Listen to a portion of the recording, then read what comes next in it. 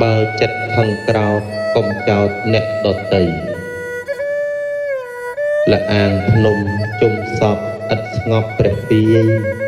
សមុទ្រទាំងឡាយឥតស្ងប់រលកមេឃមិនស្រឡះឥតខ្វះពពកមាសសុទ្ធមិនយកទៅរកដុំថ្ម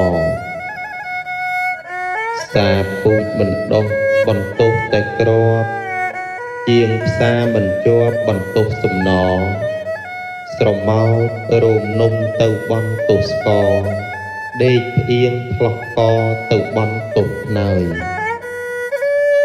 បើចិត្តក្រោធខឹងនឹងបុគ្គលណាមិនត្រូវប្រហារព្យាបាទគេឡើយគឺត្រូវសម្លាប់ក្តីក្រោធនោះហើយសន្តានបានស្បើយលហែលហើយដេកជាសុខអ្នកឈ្នះរមែងមានពីវេរាអ្នកចាញ់ក្រំគ្រារមែងរើមទុកអ្នកឥតក្រោធខឹងរមែងជាសុខចិត្តស្រួលស្រណុកព្រោះឥតសត្រូវពីពុំដែលស្ងប់ដោយការចងពីអ្នកបៀតបៀនគ្នារមែងអាស្រូវអ្នកមានមេត្តាចិត្តឥតខុសខើពិតដើរតាមផ្លូវព្រះអរិយៈ